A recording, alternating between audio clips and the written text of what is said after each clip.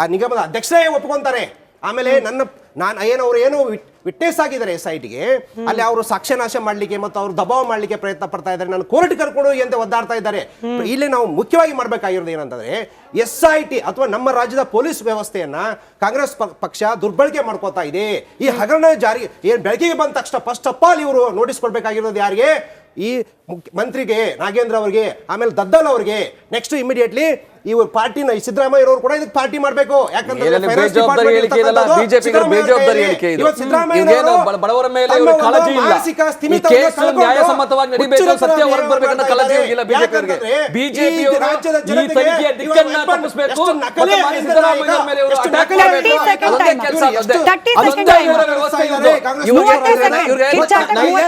ನೈತಿಕತೆ ಇದ್ರೆ ನೈತಿಕತೆ ತನಿಖೆ ಆಗಲಿ.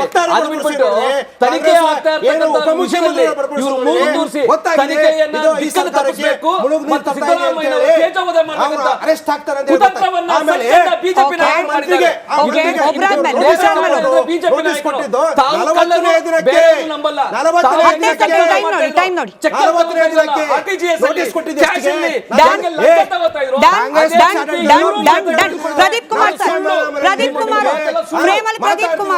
ಪ್ರದೀಪ್ ಕುಮಾರ್ ಅವರೇ, ಬರ ಪರಿಹಾರ ಕೊಡಿ ಅಂತ ಕೇಳಿದ್ರೆ ಕೇಂದ್ರ ಸರ್ಕಾರ ಅನ್ಯಾಯ ಮಾಡಿದೆ. ನೀವು ಭರವಸೆ ಕೊಟ್ಟ ಅಕ್ಕಿ ಕೊಡಿ ಅಂದ್ರೆ ಕೇಂದ್ರ ಸರ್ಕಾರ ಅನ್ಯಾಯ ಮಾಡಿದೆ. ಪೆಟ್ರೋಲ್ ಡೀಸೆಲ್ ಬೆಲೆ ಜಾಸ್ತಿ ಮಾಡ್ಬಿಟ್ರಲ್ಲ ಸಿದ್ದರಾಮಯ್ಯ ಅವರೇ ಅಂದ್ರೆ ಅಕ್ಕಪಕ್ಕದ ರಾಜ್ಯ ನೋಡಿ. ಇವತ್ತು ಯಾರನ್ನ ಕೇಳೋಣ ನಾವು? ವಾಲ್ಮೀಕಿ ನಿಗಮದ ಹಣ ನಿಮ್ಮ ಸರ್ಕಾರದ ಮೂಗಿನ ಅಡಿಯಲ್ಲಿ ಗೋಲ್ಡ್ ಬಿಸ್ಕೆಟ್ ಆಗಿದೆ, ನಿಮ್ಮ ಸರ್ಕಾರದ ಮೂಗಿನ ಅಡಿಯಲ್ಲಿ ಕ್ರಿಪ್ಟೋ ಕರೆನ್ಸಿ ಆಗಿದೆ. ಯಾರನ್ನ ಕೇಳೋಣ? ಇದನ್ನು ಕೇಂದ್ರ ಸರ್ಕಾರ ಕೇಳೋಣ. ಹೇಳ್ತಿದ್ದಾರೆ ಸಿದ್ದರಾಮಯ್ಯ ಅವರು ಹೇಳ್ತಿದ್ದಾರೆ ನಿರ್ಮಲಾ ಸೀತಾರಾಮನ್ ಅವರು ರಾಜೀನಾಮೆ ಕೊಡಬೇಕು, ಬ್ಯಾಂಕಲ್ಲಾದ ವ್ಯವಹಾರ ಅಲ್ಲೂ ಬಂತು ಕೇಂದ್ರ ರಾಜ್ಯ.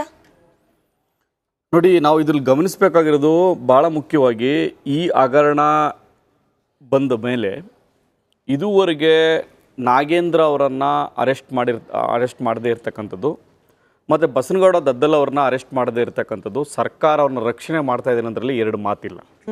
ಯಾಕೆ ಅಂತಂದರೆ ಅವರ ಆಪ್ತರನ್ನು ನೀವು ಅರೆಸ್ಟ್ ಮಾಡ್ತೀರಾ, ಅವರ ಕೈ ಕೆಳಗೆ ಅವರ ಏನು PAಗಳ ಕೆಲಸ ಮಾಡ್ತಾಯಿದ್ರಿ ಅವ್ರನ್ನ ನೀವು ಅರೆಸ್ಟ್ ಮಾಡ್ತೀರಾ. ಆದರೆ ಸಚಿವರನ್ನ ಅರೆಸ್ಟ್ ಮಾಡಲ್ಲ ಅಂತಂದರೆ ನೀವು ಸರ್ಕಾರದ ಕೆಲವರನ್ನ ಸಪೋರ್ಟ್ ಮಾಡ್ತಕ್ಕಂಥ ಕೆಲಸವನ್ನು ಈ ಸರ್ಕಾರ ಮೊದಲಿಂದನೂ ಮಾಡ್ತಾ ಇದೆ. ಕಾರಣ ಏನಪ್ಪ ಅಂದರೆ ಇದು ಕೇವಲ ನಾಗೇಂದ್ರ ಅವರ ಕೈ ಕೆಳಗೆ ಆಗಿರ್ತಕ್ಕಂಥದ್ದಲ್ಲ, ಇದು ಅವರ ಸರ್ಕಾರದ ಸಚಿವರು, ಮುಖ್ಯಮಂತ್ರಿಗಳು ಮತ್ತು ಅವರ ಹೈಕಮಾಂಡ್ ಹಂತದವರೆಗೆ ಈ ಜಾಲ ಇದೆ. ಕಾರಣ ಏನಪ್ಪ ಅಂದರೆ ಇದರ ಹಣವನ್ನು ಅವರು ಒಂದು ರಾಜ್ಯದ ಚುನಾವಣೆಗೆ ಬಳಸಿರ್ತಕ್ಕಂಥದ್ರಲ್ಲಿ ಎರಡು ಮಾತಿಲ್ಲ. ಅದು ಹೈಕಮಾಂಡ್ನ ಆದೇಶದವಾಗಿರ್ಬೋದು, ಅದು ಮುಖ್ಯಮಂತ್ರಿಗಳ ಆದೇಶದಿಂದ ಆಗಿರ್ಬೋದು. ನಾಗೇಂದ್ರ ಅವರು ಹಣವನ್ನು ವರ್ಗಾವಣೆ ಮಾಡಿದ್ದಾರೆ ಅನ್ನೋದ್ರ ಬಗ್ಗೆ ಎರಡು ಡೌಟೇ ಇಲ್ಲ. ಅದರ ಅಧ್ಯಕ್ಷರು ಮತ್ತು ಸಚಿವರನ್ನ ಈ ಕೂಡಲೇ ಅರೆಸ್ಟ್ ಮಾಡಬೇಕಾಯಿತು. ಆದರೆ ಪ್ರತಿ ಹಂತದಲ್ಲಿ ಸರ್ಕಾರದ ಮುಖ್ಯಮಂತ್ರಿಗಳು ಅವ್ರನ್ನ ಕಾಪಾಡ್ತಕ್ಕಂಥ ಮತ್ತು ಅವ್ರನ್ನ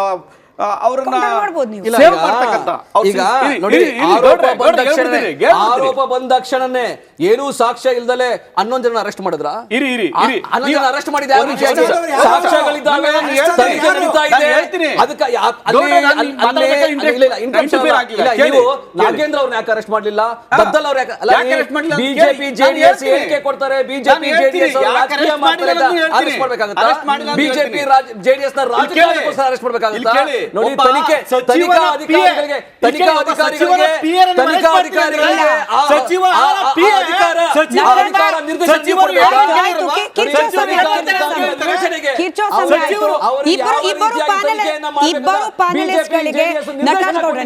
ನಟರಾಜ್ ಗೌಡ್ರೆ 10 ಸೆಕೆಂಡ್ ಅನೌನ್ಸ್ಮೆಂಟ್ ನೋಡಿ. ಈ ವಾರದ ಬಾರ್ಕ್ TRPಯಲ್ಲಿ ಮಹಾಭಾರತ ಚರ್ಚಾ ಕಾರ್ಯಕ್ರಮ ಕರ್ನಾಟಕದ ನಂಬರ್ 1 ಚರ್ಚಾ ಕಾರ್ಯಕ್ರಮ. ಇದ್ರ ಜೊತೆಗೆ ಬರ್ತಾ ಇರುವ ಕಾಮೆಂಟ್ ಏನ್ ಗೊತ್ತಾ? ಚಪ್ಪಾಳೆ ಇಲ್ಲ, ಕಿರ್ಚೋದ್ ಕಮ್ಮಿ ಮಾಡಿಸಿ ಮೇಡಮ್ ನಿಮ್ ಶೋ ಅಲ್ಲಿ ಅಂತ ಹೇಳಿ. ಹಂಗಾಗಿ ಮಾತಾಡಿ, ನಿಮ್ಮಲ್ಲಿ ಆವೇಶ ಇದ್ರೆ ಕಂಟ್ರೋಲ್ಡ್ ಆಗಿ ಇಬ್ರು ಪ್ರಶ್ನೆಗೆ ನಾನು ಒಂದು ರಿಯಾಕ್ಷನ್ ಎರಡು ಅಂಶ ಚರ್ಚೆ ಆಗ್ಬೇಕು. 2 ನಿಮಿಷ ನಾನು ಯಡಳ್ಳಿ ಸರ್ ಅವ್ರ ಹತ್ರ ಒಂದು ರಿಯಾಕ್ಷನ್ ನೋಡಿ.